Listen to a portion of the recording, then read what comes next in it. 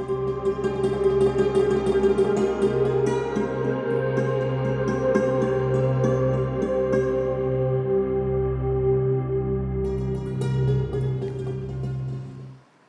আলাইকুম ওরহমতুল্লাহি ওবরাকাতুহু।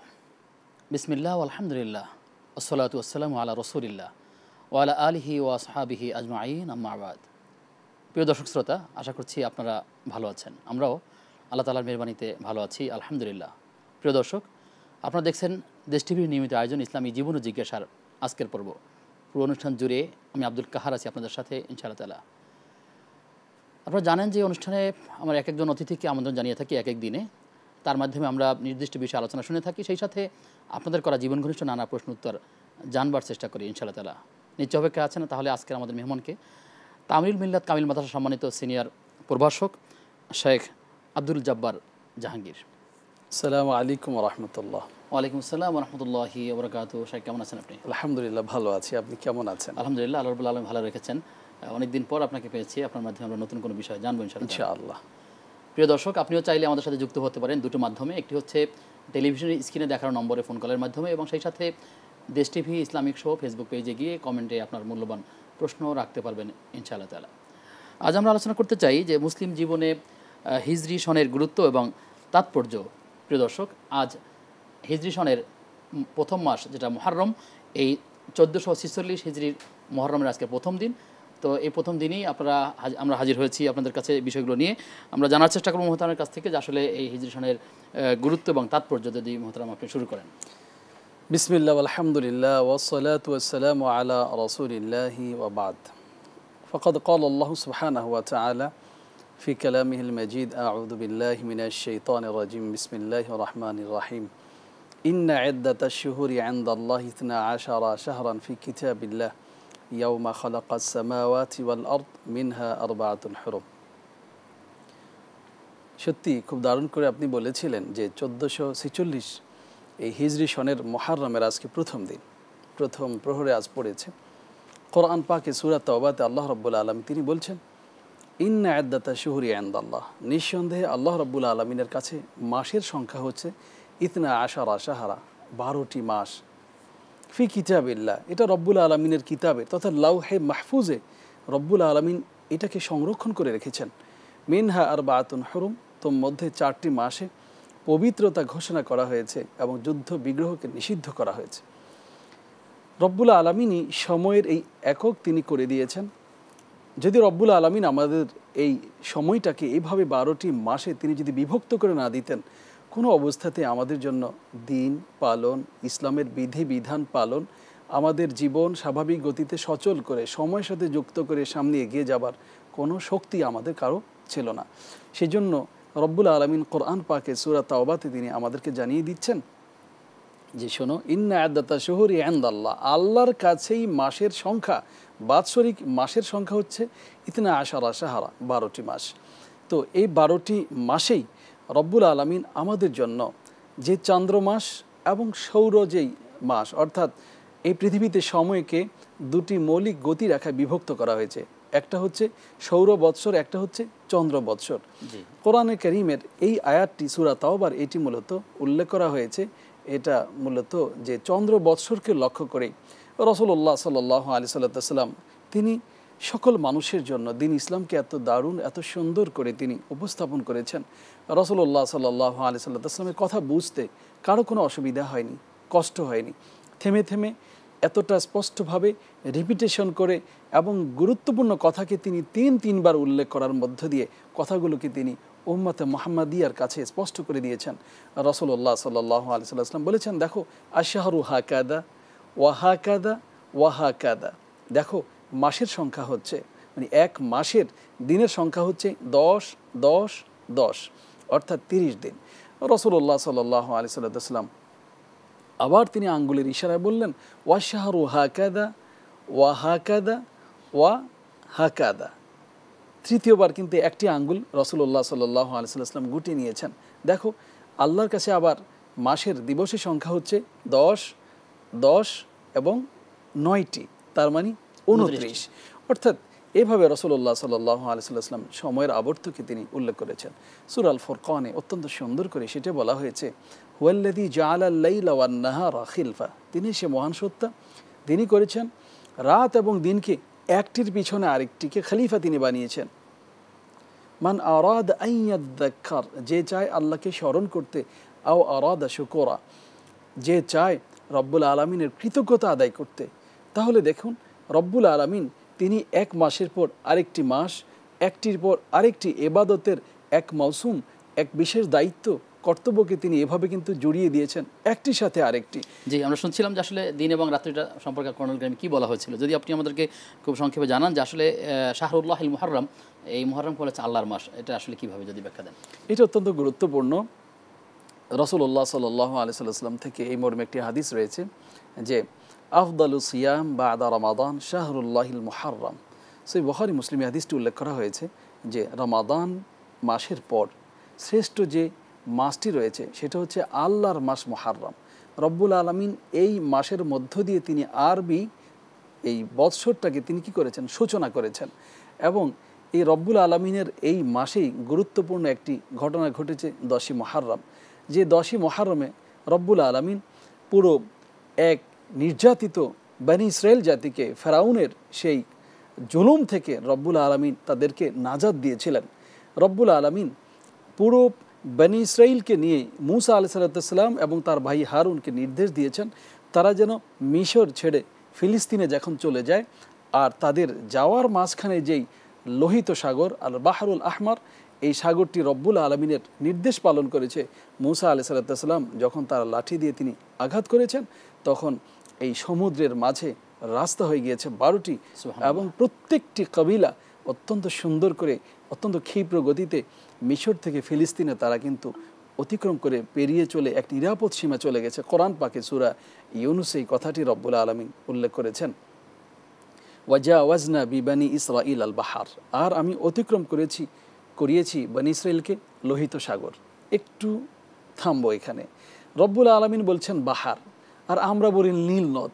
ঐতিহাসিকভাবে যদি আপনি আসেন তাহলে দেখবেন যে ফিলিস্তিনে যাবার জন্য মিশর থেকে মাঝখানে যে জিনিসটা বাধা হয়ে দাঁড়ায় সেটা হচ্ছে কিন্তু লোহিত সাগর।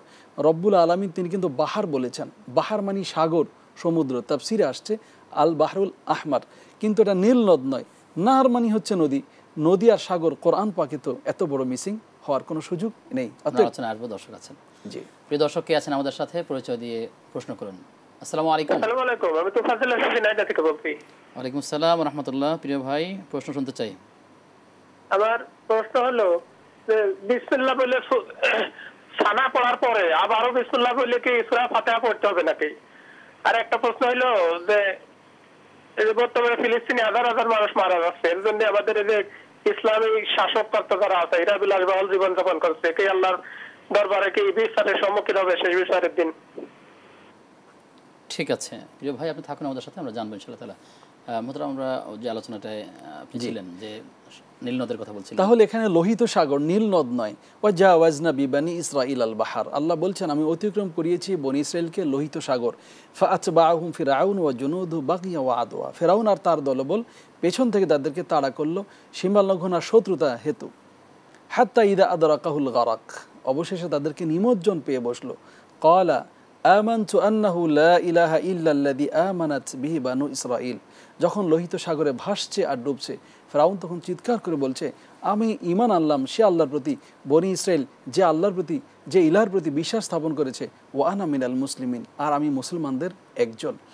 বড় এক অবাক করা, সে তওবা করে বসলো রব্বুল আলামিনের কাছে।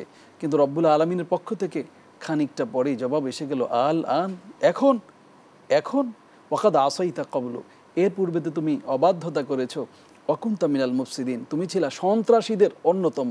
ফালিয়াউমা নুনাজ্জিকা বিবাদানিকা লিতাকুনা লিমান খালফাকা আয়া, আজকে আমি তোমার দেহটাকে শুটকি বানিয়ে পিরামিডে স্থাপন করে দেব যেন পশ্চাতের সে মানুষগুলোর জন্য তুমি শিক্ষার বস্তু হতে পারো। ওয়া ইন্না কাসীরাম মিনান নাসি আন আয়াতিনা লাগাফিলুন, যদিও অনেক মানুষ আমার নিদর্শন থেকে গাফিল রয়েছে। অত্যন্ত সুন্দর করে রব্বুল আলামিন বনি ইসরাইলের সে মুক্তির বিষয়টা খণ্ডটা তিনি ফিরআউনের লাশ আমাদের সামনে আছে, এখান থেকে তার উত্তরসূরিরা যেন শিক্ষা নেয়, আমরা সেই অপেক্ষা থাকলাম। যে বিষয়টি বলছিলাম যে আল্লাহর মাস বলতে আসলে মূলত কি বোঝানো হয়েছে, যদি আপনি ওই জায়গাটাতে একটু নোট করেন। যে আল্লাহর মাস বলতে এখানে আপনি একটু খেয়াল করবেন, এই মাসকে আল্লাহর সাথে যুক্ত করার মাধ্যমে এটাকে মর্যাদা এবং সম্মান দেওয়া হয়েছে। যেমন কোরআনে পাকে সূরা আল ফুরকানে ওয়া ইবাদুর রহমান, রব্বুল আলামিন বলছেন ওয়া ইবাদুর রহমান, আর দয়াময় রবের বান্দারা। তো আর রহমান রব্বুল আলামিনের একটি গুণবাচক নাম। রব্বুল আলামিনের সাথে তার এই ইবাদ নামক শব্দকে যুক্ত করার মাধ্যমে আপনি সফাতুত তাফসিরে আপনি উল্লেখ করা হয়েছে যে এই জায়গা সম্পর্কে হাদা তাশরিফান ওয়া তাযীমান লাহুম বিইনসাবিহিম, তাদেরকে ইত্তেসাল করার, সম্বন্ধ পদ করার মধ্য দিয়ে রব্বুল আলামিনের সাথে যুক্ত করার মাধ্যমে মূলত তাদের সম্মান দেওয়া হয়েছে। আপনি বাইতুল্লাহর কথাই বলুন, পৃথিবীতে কতই ঘর রয়েছে, যখন এই ঘরটাকে আল্লাহর সাথে যুক্ত করা হলো, রব্বুল আলামিনের সাথে যুক্ত হওয়ার কারণে মাস্টার মর্যাদা বাড়িয়ে দেওয়া হয়েছে। সুবহানাল্লাহ। আমাদের তোফাজ্জল ভাই জানতে চেয়েছিলেন যে তিনি সানা পড়ার সময় এবং যখন তিনি ফাতিহা শুরু করবেন, সানা পড়ার পরে তিনি বিসমিল্লাহ বলবেন, কোথায় বলবেন, কয়বার বলবেন, অর্থাৎ সানার আগেও কি বলবেন নাকি শুধু ফাতিহার আগে বলবেন? ভাই খুব দারুণ একটি প্রশ্ন করেছেন। কোরআন পাকে একটি স্বতন্ত্র সূরা রয়েছে, সূরা নামল, সেখানে ওয়া ইন্নাহু মিন সুলাইমান ওয়া ইন্নাহু বিসমিল্লাহির রহমানির রহিম আল্লাহ তাআলু আলাইয়া ওয়া আতুনি মুসলিমিন। মূলত এই চিঠিটি সুলাইমান আলাইহিস সালাম সাবা রাজ্যের রানীর কাছে তিনি লিখেছিলেন, যে পত্রের শুরুতে তিনি উল্লেখ করেছেন ওয়া ইন্নাহু মিন সুলাইমান। এই পত্রটি সুলাইমানের পক্ষ থেকে, ওয়া ইন্নাহু বিসমিল্লাহির রহমানির রহিম, আর এটা হচ্ছে আমি আরম্ভ করছি যে রহমান এবং রহিম, পরম করুণাময় অসীম দয়ালু আল্লাহর নামে। তাফসীর ইবনে কাসির এই আয়াতটাকে একটি ব্যাখ্যাটা শুনবো, দর্শক আছেন, দর্শক কে আছেন আমাদের সাথে? দর্শক শুনতে পাচ্ছেন? জি, আসসালামু আলাইকুম। ওয়ালাইকুম আসসালাম ওয়া রাহমাতুল্লাহ। হুজুর, আমার দুইটা প্রশ্ন। জীবন প্রশ্ন। এটা আমরা যে ওযুর সময় হুজুর গড়গড়া করে ওযু করি, 3 বার গড়গড়া করা, হুজুর রোজা অবস্থায় তো আমরা গড়গড়া করতে পারি না, তো এখন গড়গড়া ছাড়া যদি ওযু করি তাহলে কি মানে ওযুটা হবে? আচ্ছা, ঠিক আছে। হুজুর, মানে আমি আমার একটা বাচ্চা নিয়ে থাকি একা, আমি একটু পারিবারিক সমস্যায় আছি। এখন হুজুর আমি তাহাজ্জুদের নামাজে যদি মনে করেন মানে একটু কান্নাকাটি করি, একটু কান্নার শব্দটা যদি জোরে হয়ে যায়, আল্লাহর কাছে মানে সিজদায় কান্দি, তাহলে এটা কি আমার নামাজটা ভঙ্গ হয়ে যাবে? কেউ শোনার না, একাই থাকি ঘরে। আচ্ছা, ঠিক আছে বোন, আপনি থাকুন, আমরা জানার চেষ্টা করব ইনশাআল্লাহ তাআলা। মহতরম, আপনি যে বিসমিল্লাহ প্রসঙ্গে বলেছিলেন যে আসলে তো এটা সূরা নামলের একটি আয়াত, কিন্তু কোরআনে কারীমের সূরা ফাতিহার যে এইটা একটা আয়াত, এটার ব্যাপারে প্রায় সকল তাফসীরকারক একমত। কারণ আসবাহুল মাসানি, যদি 7টি আয়াত সূরা ফাতিহাকে ধরা হয় তাহলে প্রথম আয়াত হলো বিসমিল্লাহির রহমানির রহিম, এবং এখান থেকে কিন্তু তাফসীর ইবনে কাসির, সাফাতুত তাফাসির এবং আরও বড় বড় তাফসীরগুলো এই বিসমিল্লাহির রহমান রহিম দিয়ে কিন্তু তারা কিন্তু তর্জমা শুরু করেছেন, ব্যাখ্যার কাজ শুরু করেছেন। অতএব এটা অত্যন্ত প্রতিষ্ঠিত যে সানা পড়ার পর সূরা ফাতিহা পড়ার আগে তিনি তাআউজ তাসমিয়া, আউজ বিল্লাহি মিনাশ শাইতানির রাজিম এবং বিসমিল্লাহির রহমান রহিম এটা পাঠ করবেন, এটা সুন্নাহ হিসেবে গণ্য করা হয়েছে। জি, আমাদের ভাইয়ের আরেকটা প্রশ্ন ছিল যে ফিলিস্তিনে মুসলিমরা নির্যাতিত, কিন্তু অনেক দেশের মুসলিম শাসকরা আসলে এই বিষয়ে কথা বলছেন না, মুখ খুলছেন না, প্রতিবাদ করছেন না, তো আসলে বিষয়টি কেমন, এটা ইসলামের দৃষ্টিকোণ যদি আপনি ব্যাখ্যা দেন। এটা অত্যন্ত দারুণ একটা প্রশ্ন ভাই করেছেন, যে এই মর্মে রাসূলুল্লাহ সাল্লাল্লাহু আলাইহি ওয়াসাল্লামের কথা স্পষ্ট বক্তব্য রয়েছে, মান রাআ মিনকুম মুনকারান ফালিয়ুগাইয়িরহু বিয়াদিহি, তোমাদের মধ্য থেকে যে মন্দ কাজ, খারাপ কাজ, অন্যায় কাজ দেখে সেই জন্য এটাকে প্রতিহত করে তার হাতের দ্বারা, ফাইন লাম ইয়াস্তাতি' ফাবি লিসানি, যদি সে সক্ষম না হয় তাহলে যেন এই মন্দ কাজকে প্রতিহত করে তার জবানের দ্বারা, কথার দ্বারা, ভাষার দ্বারা, ফামান লাম ইয়াস্তাতি' ফাবি কলবি, যদি সে এতেও সক্ষম না হয় তাহলে সে যেন অন্তর দ্বারা ঘৃণা করে এই পরিবেশ উত্তরণের জন্য সে যেন একটা পন্থা, এটা যেন পরিবর্তনের জন্য যে সে যেন চেষ্টা এবং একটা ফিকির যেন সে চালায়। আব্দুল কাদের জিলানী রাহিমাহুল্লাহ এই হাদিসটাকে অত্যন্ত চমৎকার একটি ব্যাখ্যা তিনি দিয়েছেন। তিনি উল্লেখ করছেন যে রাসূলুল্লাহ সাল্লাল্লাহু আলাইহি ওয়াসাল্লামের এই যে এখানে 3 ক্যাটাগরির প্রতিহত করবার যে বক্তব্যটি আমরা পাচ্ছি, মান রাআ মিনকুম মুনকারান ফালিয়ুগাইয়িরহু বিয়াদিহি, তোমাদের মধ্য থেকে যে মন্দ কাজ দেখে সে যেন হাতের দ্বারা প্রতিহত করে, এর মাধ্যমে শাসকদেরকে, বিশ্ব নায়কদেরকে, রাষ্ট্রপ্রধানদেরকে রাসূলুল্লাহ সাল্লাল্লাহু আলাইহি ওয়াসাল্লাম দায়িত্ব দিয়েছেন যে তোমরা সেটাকে অবশ্যই প্রতিহত করবে। আপনি বলুন যে বর্তমান বিশ্বের মুসলিম রাষ্ট্র সংখ্যা কত, রাষ্ট্রের প্রধান মুসলিমরা যদি আমাদের এই নির্যাতিত মানবতার কথা যারাই বলছেন, আপনি মুসলিম হিসেবে কেন চিন্তা করছেন? যদি সাধারণ মানুষ হিসেবে যদি আপনি ভাবেন, আপনি বলেন এই যে গাজাতে যে যুদ্ধটি এখন হচ্ছে, পুরো বিশ্ব মিডিয়া এখন আমাদের সামনে, এই যুদ্ধটা হচ্ছে ইসরায়েলি সৈন্যরা মূলত যুদ্ধটা করছে বেসামরিক লোক, শিশু, নারীদের বিরুদ্ধে। এটা কি কোনোভাবে মেনে নেওয়া যায়? কোনো অবস্থাতে সেটা সম্ভব নয়। আপনি যুদ্ধ করছেন, যুদ্ধের নীতি রয়েছে, নিয়ম রয়েছে, সিস্টেম রয়েছে, পদ্ধতি রয়েছে, আপনি সন্ধি দিয়েছেন, যুদ্ধ বিরতি দিয়েছেন, আবার সেটাকে ভঙ্গ করছেন, এটা চরম হঠকারী এই বিষয়। প্রতিবাদ না করবার কারণে কি বোঝা যায় যাতে পরিপূর্ণ ঈমানের উপরে আছেন তারা? অবশ্যই, কিভাবে এটা সম্ভব? দ্বিতীয়ত, যদি দায়িত্ব পালন তিনি যদি না করেন, তাহলে ওলামায়ে কেরাম, আলেম সমাজ, চিন্তাশীল বুদ্ধিজীবী ব্যক্তিবর্গ, মেধাবী মুখ, তারা অবশ্যই কথার মাধ্যমে প্রতিবাদ জানাবে, দায়িত্ব কর্তব্য বলে দেবে, সমাজের মানুষকে তারা সচেতন করবে, জাগরণ সৃষ্টি করবে। যদি এতটুকু না পারে, অন্তর দিয়ে ঘৃণা করবে।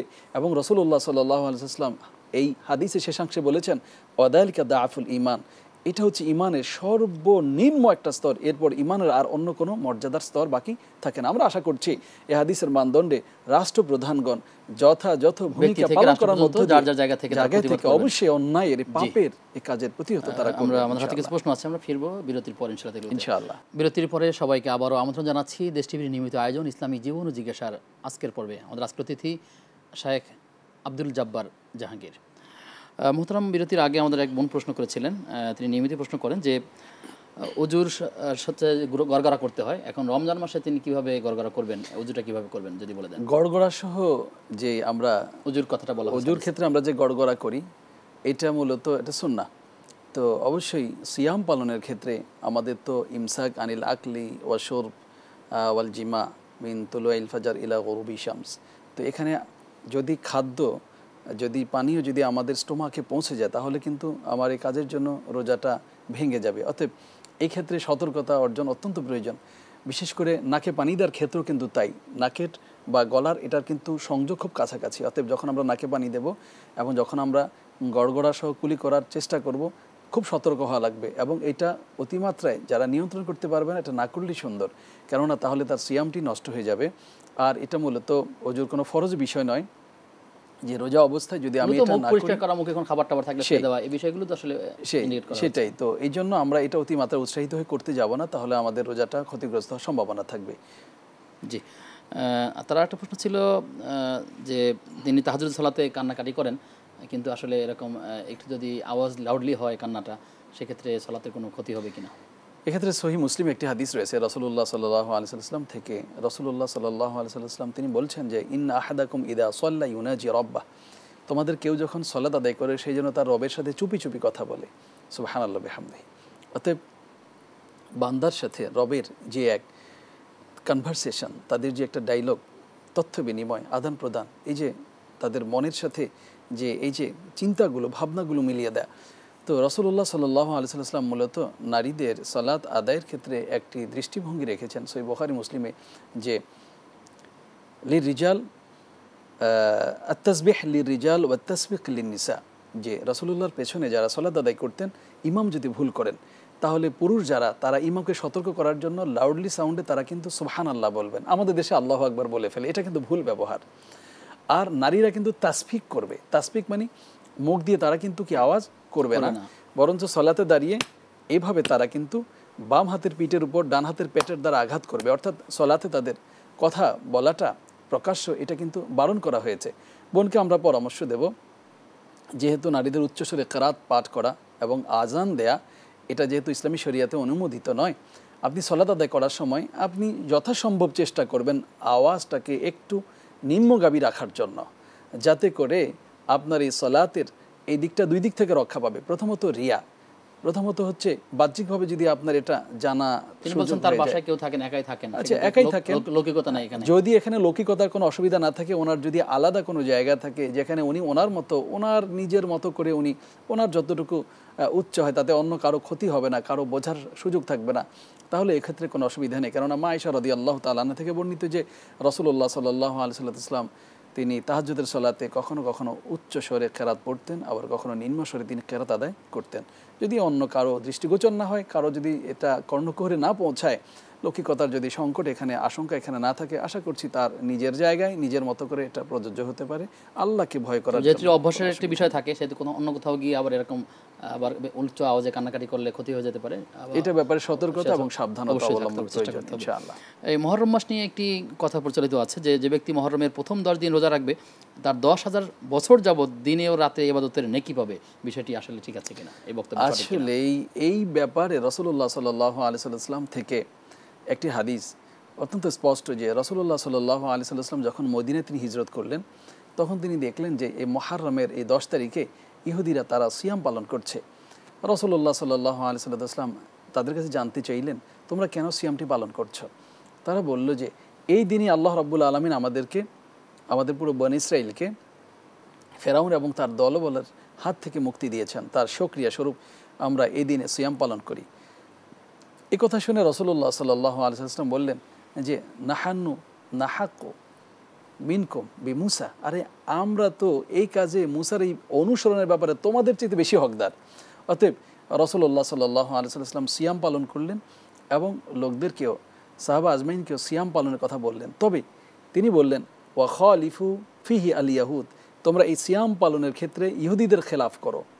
ওয়াসুমু ক্বাবলাহু ইয়াওমান, তোমরা তার আগের দিনও একদিন সিয়াম পালন করো। অর্থাৎ 9 মুহররম এবং 10ই মুহররম, ইহুদিরা শুধু সিয়াম পালন করে 10ই মুহররমে, আর রাসূলুল্লাহ সাল্লাল্লাহু আলাইহি সাল্লাম বললেন তাদের সাথে একটু পার্থক্য রেখে তোমরা 9ম এবং 10ম এই 2 দিন সিয়াম পালন করো, এবং এই সিয়াম পালন করলে পেছনের সমস্ত গুনাহ আল্লাহ রাব্বুল আলামিন মাফ করে দেবেন। কিন্তু 10টি সিয়াম পালন করা সংক্রান্ত কোনো হাদিস আমার জানা নেই এবং এটা সাব্যস্ত হয়েছে বলে আমি কোথাও শুনিনি। জি, প্রশ্ন করেছেন সাগর মণ্ডল ঢাকা থেকে। তিনি বলেছেন যে আমি পেশায় একজন দর্জি, কাজের সময় আমি যদি মসজিদে জামাতে যেতে না পারি, কারখানায় সালাত আদায় করি, তাহলে আমার সালাত হবে কিনা?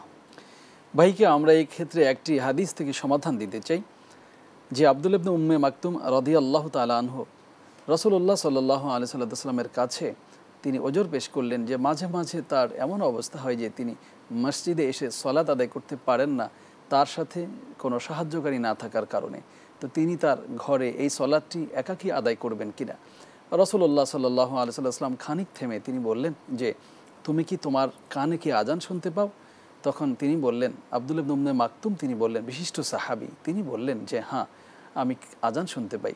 তখন রাসূলুল্লাহ সাল্লাল্লাহু আলাইহি সাল্লাম বললেন যে না, তুমি তাহলে মসজিদে এসে কিন্তু সালাত আদায় করতে হবে। তো ভাইকে আমরা বলবো যে একটা অত্যন্ত সুন্দর একটা গানের কলি আমার মনে পড়ে গেল যে নামাজকে বলো না কাজ আছে, কাজকে বলো তোমার নামাজ আছে। আপনি আল্লাহকে সন্তুষ্ট করার জন্য অবশ্যই মসজিদে যদি সালাত আদায় করেন তাহলে 27 গুণ সওয়াব আপনি বেশি পাবেন প্রতি রাকাতে, সুবহানাল্লাহ বিহামদিহি। তো প্রথম কাতারে যদি আপনি তাকবীরে উলার সাথে যদি সালাতে শরীক হন, আপনার মর্যাদা কোথায়? আপনি বলুন, আপনার সে দর্জির দোকানে আপনি কি এই মর্যাদা পাবেন? কখনো কালেও নয়। আমরা ভাইকে অনুরোধ করব, রব্বুল আলামিন বরকত দেবেন এবং তিনি বরকতের মালিক। আপনার কল্যাণ এতে নিহিত যে যদি আপনার কানে আজান পৌঁছায়, আপনি অনুগ্রহ করে এই আজানের হক আপনি পূরণ করবেন, মসজিদের হক আপনি আদায় করবেন, আপনি মসজিদে প্রথম কাতারে তাকবীরে উলার সাথে জামাতে শরীক হবেন, রব্বুল আলামিন আপনার যাবতীয় কাজের জিম্মাদার হয়ে যাবেন ইনশাআল্লাহ। ইনশাআল্লাহ তাআলা আমরা চেষ্টা করব যে আসলে নামাজ যেদিন থেকে ফরজ হয়েছে সেদিন থেকে জামাতের সাথে হয়েছে। অবশ্যই মসজিদের গুরুত্ব রয়েছে, সেখানে বাসাবাড়িতে জামাত, ছোট জামাত না করে ভাইয়ের জন্য পরামর্শ থাকবে মসজিদে গিয়ে আদায় করার জন্য। মোহতারাম, আমরা অনেক বিষয় আপনার মাধ্যমে জানার চেষ্টা করেছি, আমরা আসলে আর লম্বা করতে পারছি না, আমাদের শেষ করতে হচ্ছে। আপনাকে ধন্যবাদ জানিয়ে আপনার থেকে বিদায় নিচ্ছি। আপনাকে শুকরিয়া জানাচ্ছি। বারাকাল্লাহু ফিকুম। প্রিয় দর্শক, আজ আমরা ছিলাম এই আয়োজনে, আমাদের অতিথি ছিলেন শাইখ আব্দুল জব্বার জাহাঙ্গীর। আমরা আলোচনা করেছিলাম নানা বিষয়। আল্লাহ তাআলার কাছে দোয়া করি আল্লাহ তাআলা যেগুলো করণীয় আছে করবার করতে পারি, যেগুলো বর্জনীয় আছে বর্জন করতে পারি, আল্লাহ আমাদের সেই তৌফিক দান করুন। আজ এ পর্যন্তই, আগামী অনুষ্ঠান দেখবার আমন্ত্রণ জানিয়ে আজকের মতো এখানেই বিদায় নিচ্ছি। আসসালামু আলাইকুম রহমতুল্লাহি ওয়া বারাকাতুহু।